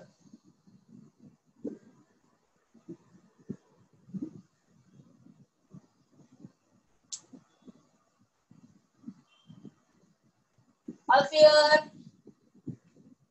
Spelling क्या है actin? ACT Actaea मैंने गलत लिख दिया. Actinides. NOIDS.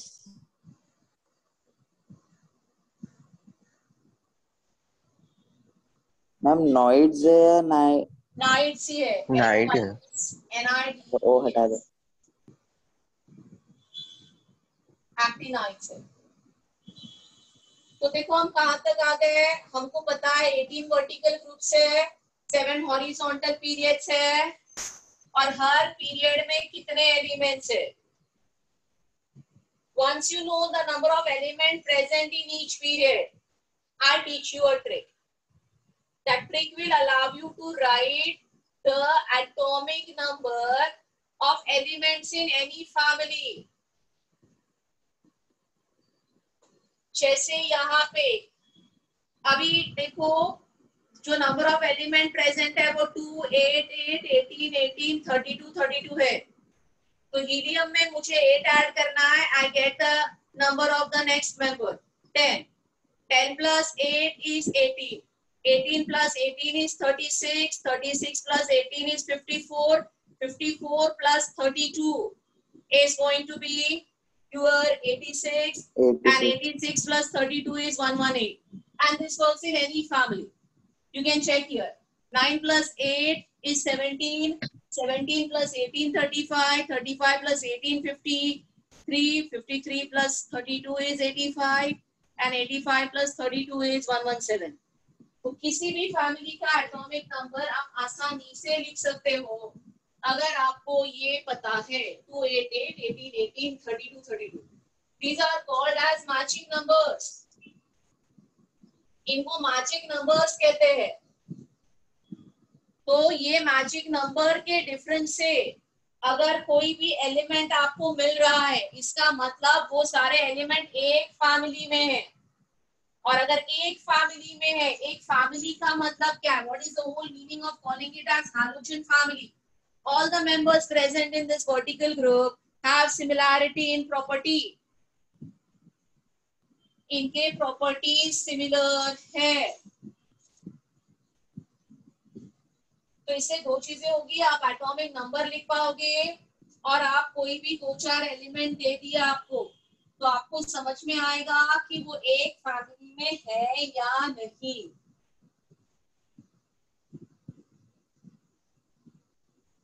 Is that clear, Didiya? Yes, ma'am.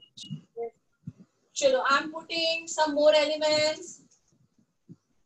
This family is alkaline earth metal family. इसको alkaline earth metal family कहते हैं. So beryllium, magnesium, calcium, comes strontium here, and then comes barium 56 and radium 88.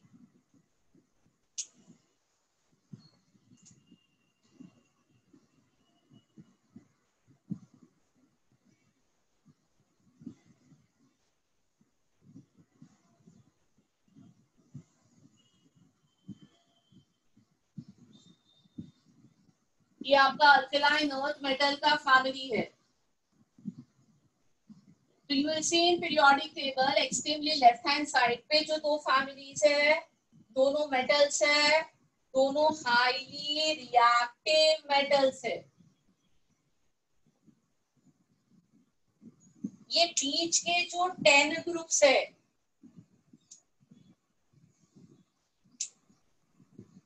इनको कहता है transition elements.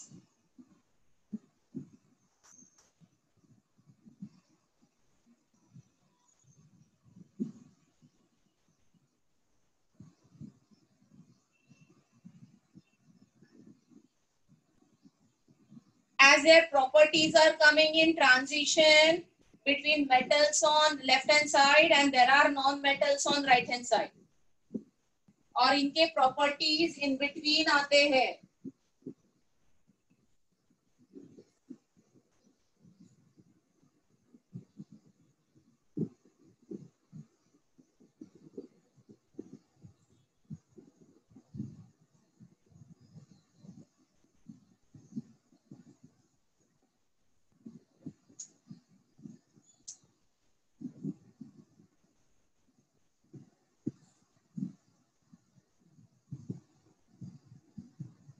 और ये जो लैंथेनाइट्स और एक्टिनाइट्स है यहाँ पे, ये दोनों को मिलके कहते हैं इनर ट्रांजिशन एलिमेंट्स।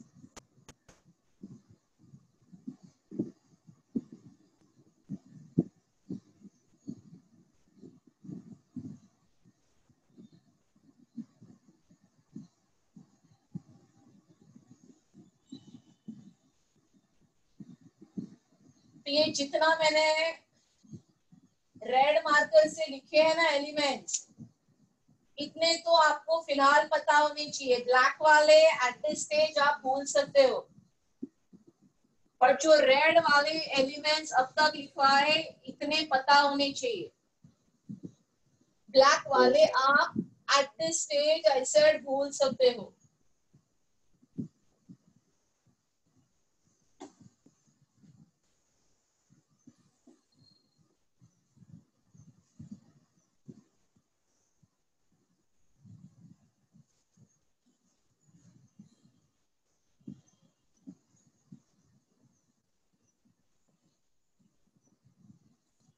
अभी मैं और कुछ फैमिलीज आपको बता देती हूँ, उनके नाम बता देती हूँ।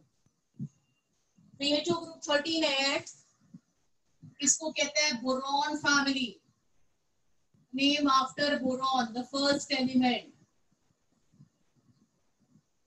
which is boron, aluminium,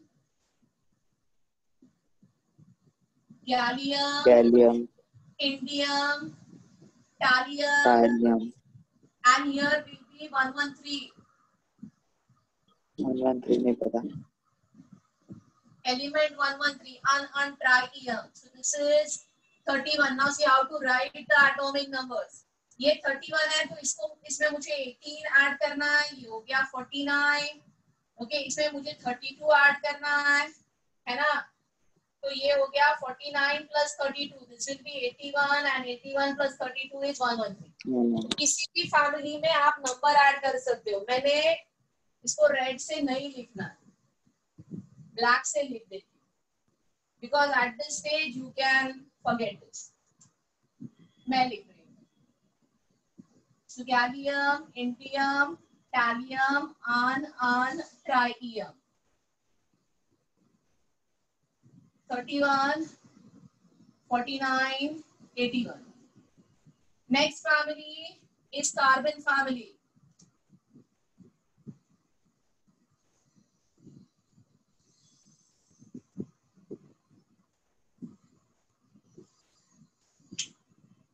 तो कार्बन फैमिली में कार्बन सिलिकॉन के बाद आता है germanium,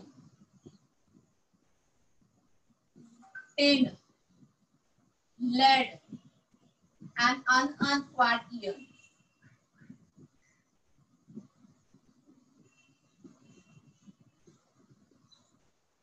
Next family is nitrogen, also called as pnictogen. The spelling begins with P. So either nitrogen or nitrogen का meaning bad smell. इसके जो compounds है अमोनिया, फॉस्फीन वगैरह, they have bad smell. तो नाइट्रोजन फैमिली में nitrogen, phosphorus, arsenic, antimony, bismuth, Pentium 115.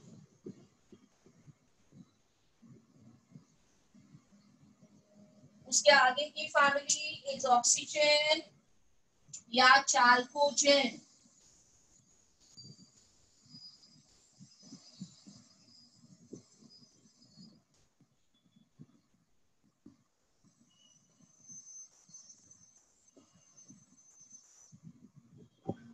Which is oxygen, sulfur, selenium, tellurium, polonium, and hexium.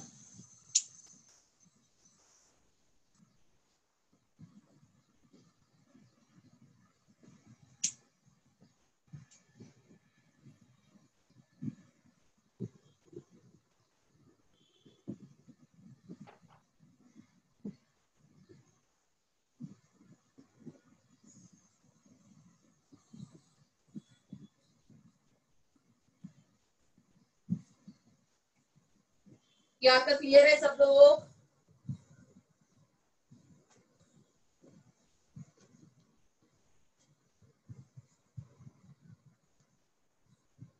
अभी बस बीच के ट्रांजिशन एलिमेंट्स पेंडिंग है.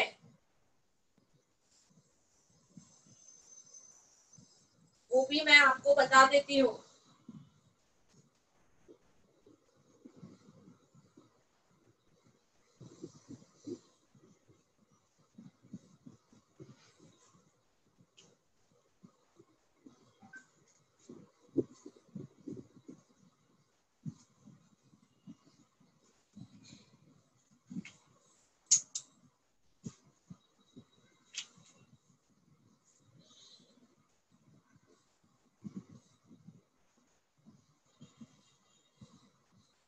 ट्रांजिशन एलिमेंट्स में ये 10-10 एलिमेंट के 4 सीरीज है. पहला स्कैंडियम 31 से लेके जिंक 30 तक. दूसरी सीरीज यहाँ पे है, यहाँ पे आता है yttrium 39, cadmium 48. Below that is lanthanum 57 to mercury 80. And below that actinium 89. Here the element is, इसका नाम कॉपरनीशियम है या IUPAC नेम लिखना है तो 112 is un by ear या it is कॉपरनीशियम. ये जो फैमिली है कॉपर वाली, इसमें कॉपर के नीचे आता है सिल्वर, सिल्वर के नीचे आता है गोल्ड. ये नोबल एलिमेंट्स है सारे.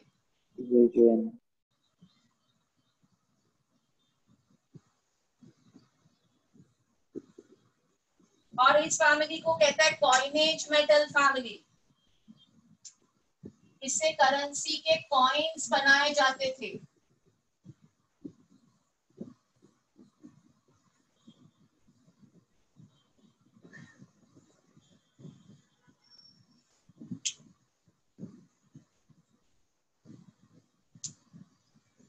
फिर कुछ एलिमेंट्स जो आपने सुने होंगे, शायद आपने टंगस्टन सुना होगा, which is here.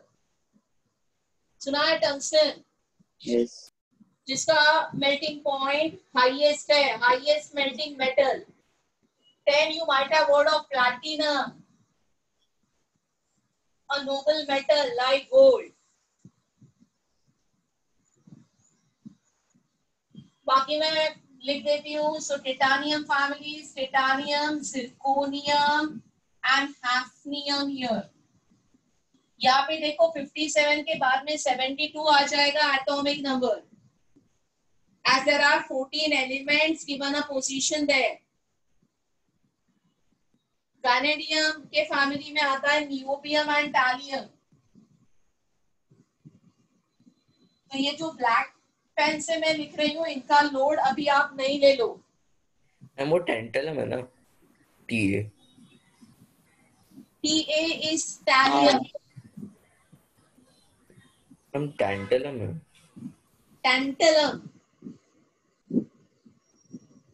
Spelling TANTA है क्या? अच्छा, उसके आगे क्रोमियम फैमिली में क्रोमियम के नीचे आता है molybdenum 42 and tungsten 74. Your manganese family is TC, technetium and rhenium. ये टेक्नीशियम जो है ये मैन मेड एलिमेंट है, made by man. So there is a man made element present here in between. और भी मैन मेड एलिमेंट्स है, मैं बताऊंगी आपको. जो मेनली यहाँ पे एक्टिनाइट्स में बहुत सारे मैन मेड एलिमेंट है, बट ये बीच में टेक्नीशियम, उसका नाम ही टेक्नीशियम रखा है क्योंकि टेक्निकली लैब में मैन ने उसको बनाया है. इसका तो मतलब TE है या TC है? TC technetium. TE बेटा इधर है, ये टेल्यूरियम है और ये TC है टेक्नीशियम. आयन के फैमिली में आता है थेरियम एंड ऑस्मियम.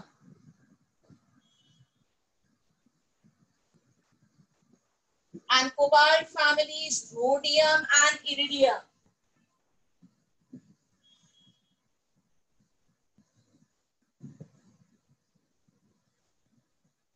और यहाँ पे है पैलेडियम. मैम नाइट्रोजन फैमिली के ऊपर कुछ मतलब क्या लिखा है वो? निक्टोजन PNICPOGEN.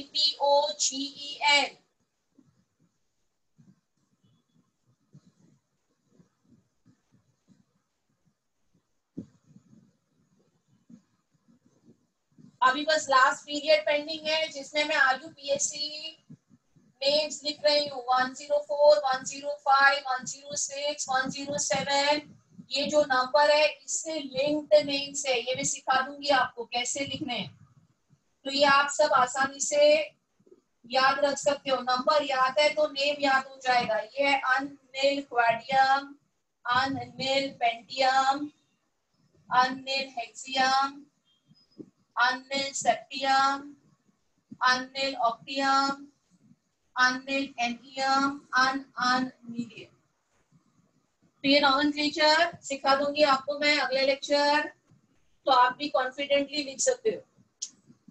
आज कुछ नहीं किया मैंने, मैं लिंक नहीं कर पाई इस टेबल को इलेक्ट्रॉनिक कॉन्फ़िगरेशन से, जहां से हम अगले लेक्चर स्टार्ट करेंगे. इसका main importance, how the position is linked to electronic configuration, is what we start doing from next lecture. What I want you to do is, पहली चीज आप अर्ली क्लासिफिकेशन पढ़ लो जो मैं होमवर्क में डाल दूंगी. दूसरी चीज, ये जो रेड पेन से मैंने एलिमेंट्स लिखे हैं इनके पोजीशंस समझने की कोशिश करो. इतना बेसिक रिक्वायरमेंट है. ब्लैक वाले भूल सकते हो, ब्लैक वालों को भूल जाओ, बट रेड वाले याद रखो. और एटॉमिक नहीं, सॉरी, मोल कंसेप्ट वाले पार्ट में डाउट्स आपको रहेंगे, right?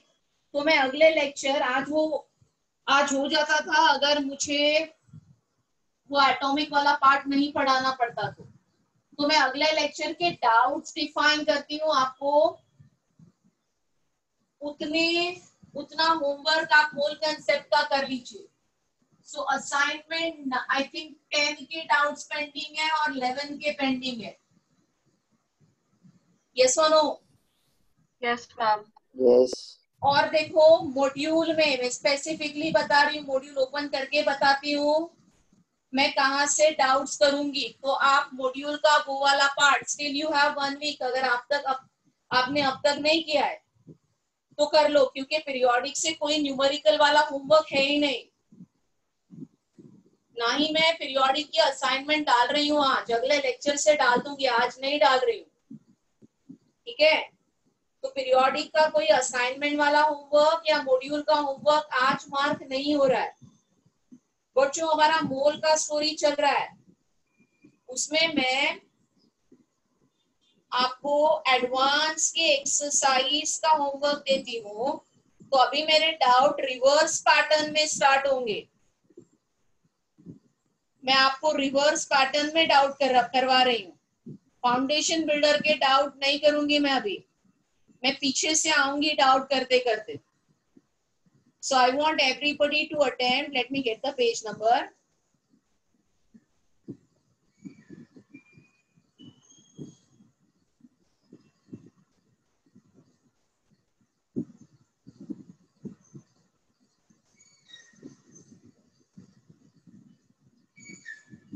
So there is an exercise called Get Equipped for JEE Advanced. Page number Get Equipped for JEE Advanced का पेज नंबर 57 है। तो ये एडवांस की एक्सरसाइज है। Page number 57।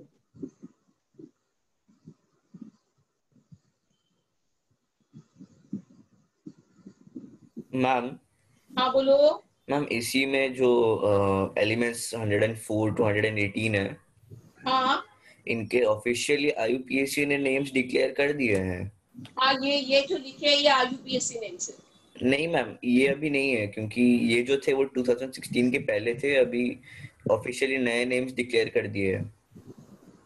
वो नए नेम्स नहीं है, वो पुराने ही तुम बोल रहे हो। जैसे यहाँ पे तुम देखोगे रुदरफोर्ड नियम लिखा हुआ, तो वो पुराना नाम है बेटा, नया नहीं है। नहीं मैम, एक्चुअली ये जो नेम्स है वो अभी डिस्कार्ड कर दिए थे उन्होंने तो 2016 में। अभी क्या नेम्स है? अभी रुदरफोर्डियम, सीबोर्जियम, मेटनेरियम ऐसे करके है सारे। हाँ, तो वो मैं वही बोल रही हूँ कि वो जो तू बात कर रहा है ना, वो उसके पहले वाले थे, वो ओरिजिनल नेम्स थे, वो आईयूपीएससी नेम्स नहीं है। So I'll discuss this in the next lecture and clear your confusion. So let me give you the homework. ये समझ में आया? पेज 57 पे है और हम ये एडवांस की एक्सरसाइज के मैं डाउट्स डिस्कस करूंगी। Get equipped to JEE Advanced. Ma'am actually मैंने अभी आईयूपीएससी 10 and 11, then page 57. Get equipped to JEE Advanced. ये इतने डाउट में डिफाइन करके रख रही हूँ। ये छोड़ के कोई भी डाउट मैं अगले लेक्चर नहीं करूंगी।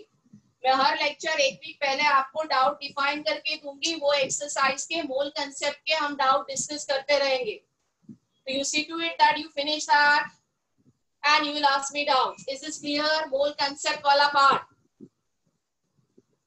किसी को इस पार्ट में डाउट है तो पूछ लो बेटा। And yes, periodic table का teaching will continue. So approximately मैं 1.5 घंटा पढ़ा लूंगी आपको और आधा घंटा मैं डाउट को डिवोट करूंगी।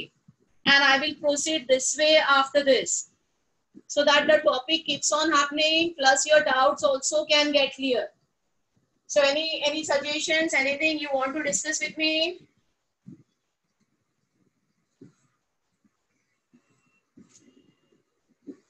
If nothing, then that's it. See you next time. Bye everybody. Thank you, ma'am.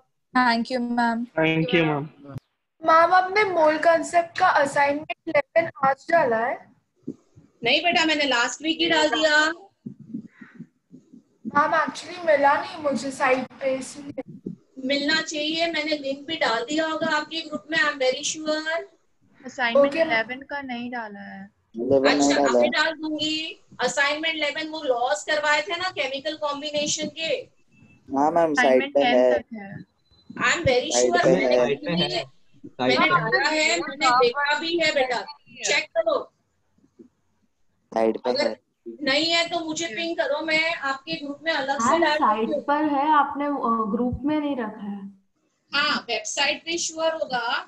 अगर ग्रुप में नहीं डाला है, नहीं मिल रहा है आपको वेबसाइट पे, तो डाल दूंगी, उसमें कोई बड़ी बात है नहीं। ठीक है, तो आप क्या करो, अभी असाइनमेंट कर लो और ये जो भी मैंने डिस्कस किया वो करना है अगले lecture. Is that clear? Yes. Yes, ma'am. Bye everybody. Take care. घूमना Bye, नहीं. ma'am. Thank you. घर पे ही बैठना. Bye, ma'am. Thank you, ma'am. Yeah, bye.